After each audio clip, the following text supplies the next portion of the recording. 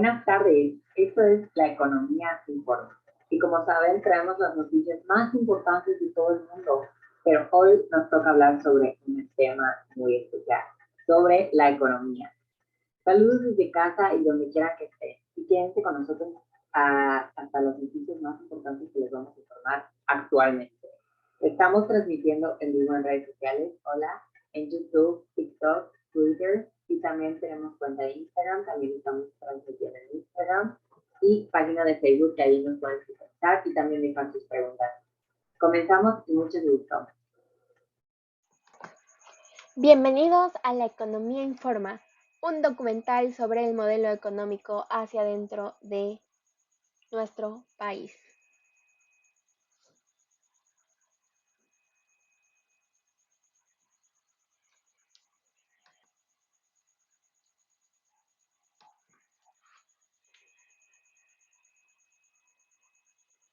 El modelo económico de México hacia adentro surgió gracias a los problemas externos, por lo que nuestro país se vio afectado, como fueron la Gran Depresión, que surgió en 1929, y la Segunda Guerra Mundial. Durante esta época, los países que más importaban productos mexicanos se vieron afectados de manera económica, lo que ocasionó que la exportación se detuviera y la materia prima se viera afectada. En esta etapa se caracterizó por las altas tasas de crecimiento del Producto Interno Bruto en nuestro país, con un control de tasas de inflación y el aumento de precios, por lo cual se consideró que era un modelo de desarrollo estable en el cual no había inflación. Si bien esta es una pequeña descripción y del por qué surgió nuestro modelo económico hacia adentro, también debes saber que existieron 3 etapas de este modelo y pues este fue implementado entre los años 1940 a 1982. El primer etapa por el que pasó fue llamado crecimiento con inflación. Pues si bien antes habíamos dicho que era un modelo de desarrollo estable en el cual no había inflación, nos dimos cuenta con los estudios y todo que este era la etapa donde hubo más crecimiento. Esta etapa surgió entre 1940 a 1958 y es un periodo en el cual la industrialización de México estuvo bajo el diseño de la política económica del modelo de sustitución de importaciones. Nuestra segunda etapa de este modelo fue el desarrollo estabilizador. Realmente fue el que llegó a darle un respiro al gobierno, al presidente y a los ciudadanos de nuestro país tras esta etapa de inflación que hubo. Este desarrollo estabilizador fue de 1958 a 1970 y el periodo se alcanzó un crecimiento económico. Este crecimiento fue más o menos del 3.6% en términos per cápita. Por último, tenemos nuestra etapa de crisis y agotamiento. A esta etapa se le conoce así porque hubo un cambio del peso, hubo un cambio fijo del peso frente al dólar. Es decir, fue cuando se le sumaron los ceros a nuestro peso y nuestro peso ya estaba muy devaluado a lo que era el dólar en ese entonces. Este proceso surgió de 1970 a 1982 y fue donde se decretó su inflación en el mercado de divisas del peso, lo cual sirvió para acelerar el desarrollo económico mexicano. Ahora bien, ya conocemos estas 3 etapas, pero durante una etapa en específico surgió lo que conocemos como el milagro mexicano. ¿Pero qué es el milagro mexicano? En realidad, el milagro mexicano es otro nombre al cual se le llama al desarrollo estabilizador. Es una etapa que ocurrió entre los años 1954 a 1960 y se refiere al desarrollo estabilizador, como les había comentado antes, pero es donde se lograron varios cambios, tanto económicos como estabilizadores para el país, lo cual permitió que lográramos un desarrollo sostenible y continuado.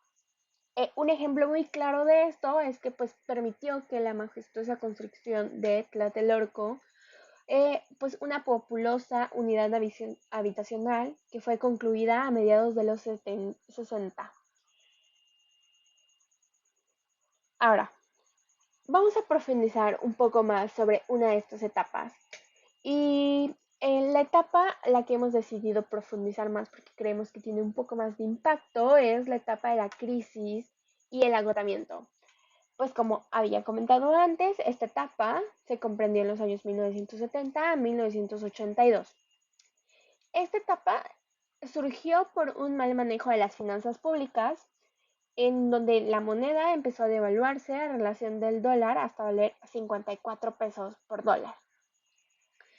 Nuestra moneda tenía casi 3 ceros adicionales a los que hoy en día tienen y la inflación alcanzó niveles hasta el 80%. Las empresas comenzaron a tener problemas durante esta etapa, pues, pues todo este crecimiento, la devaluación del peso y así, las estaba llevando a un punto de quiebra, lo cual también trajo problemas, pues hubo desempleo, un incremento de la pobreza a nivel nacional y pues la calidad de vida de los mexicanos bajó considerablemente. Como podemos ver en las imágenes, tenemos lo que sería 50 pesos, un 50 centavos, 100, 10 centavos. Por lo que podemos ver es que se le agregaban los ceros. Durante esta época hubo muchos comerciales para explicar el nuevo sistema del peso.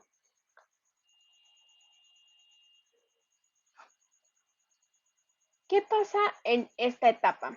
¿Por qué la llamamos crisis y agotamiento? Realmente, el presidente de esta época apostó todo el crecimiento a un hallazgo de pozos petroleros que estaban en el país.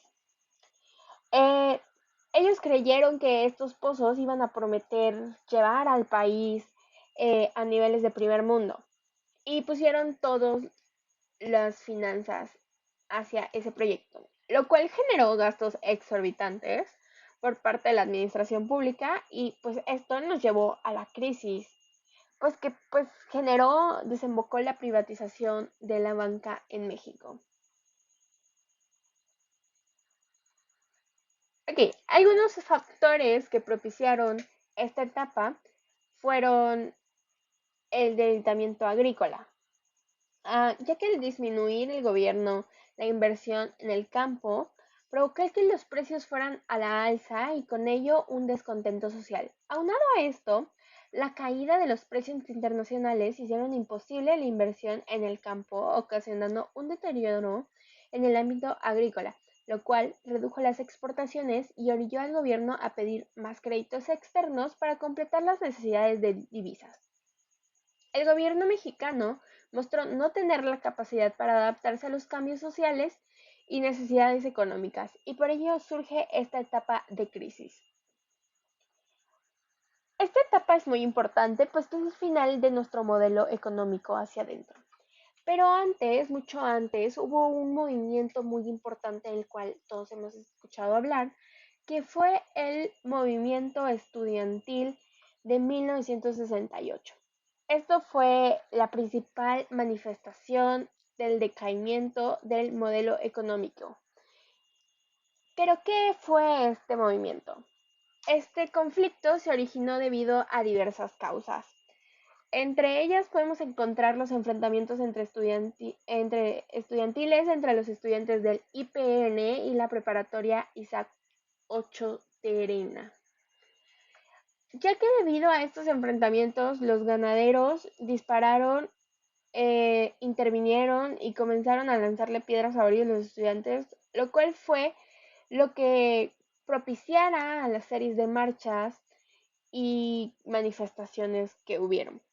Asimismo, el crecimiento económico que presentaba el país y su mala distribución de la riqueza junto con las consecuencias de la Segunda Guerra Mundial hizo que las clases bajas eran las víctimas de las fuerzas de la seguridad ocasionaron que los estudiantes de clase media no encontraran un representante entre las figuras y espacios políticos de la época.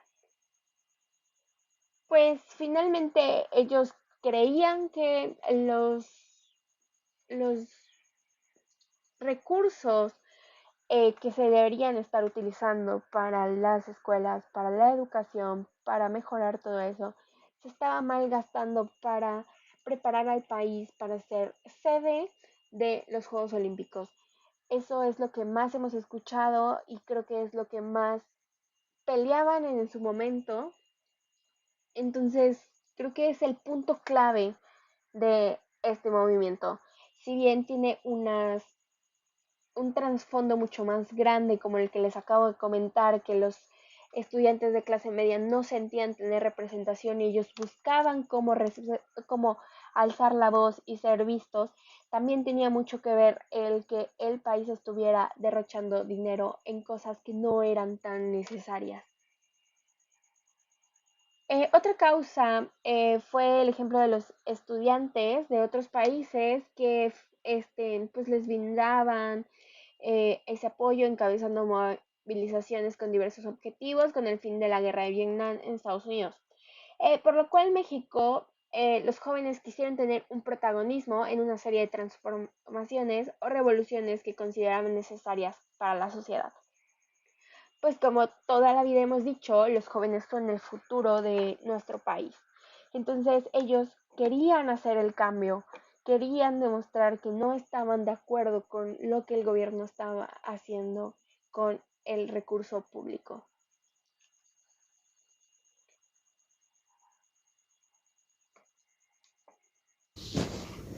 Como conclusión, podemos expresar sinceramente que aprendimos que los países se alimentan de las importaciones o exportaciones a otros países. De esto depende su modelo económico y su estabilidad económica. Pues además de que conocemos y ellos conocen nuestras culturas, hacemos tratos para aumentar nuestra economía, beneficiando que el producto sea más popular y solicitado. Esto hará un bien común para toda la humanidad y la economía nunca disminuirá. Pensando en otras crisis que se han pasado y que nos han afectado demasiado. Desgraciadamente, en la actualidad, la guerra entre Ucrania y Rusia nos ha afectado a todos, pues muchos de los países necesitamos productos rusos. Por ejemplo, México necesita su fertilizante. En caso de que siga la guerra, terminaría afectando a toda la economía mundial. Esto subiría todo de precio y las familias no tendrían un sustento. Además de que habría desempleo. Y perderíamos gente por las muertes y masacres que se están haciendo. Con esto pensamos que es mejor mantener la paz en diferentes países, apoyarnos unidos, aunque seamos de diferentes naciones, y poder favorecer a que la economía se quede estable o avance con gracias a las importaciones o exportaciones, pues esto es un bien común.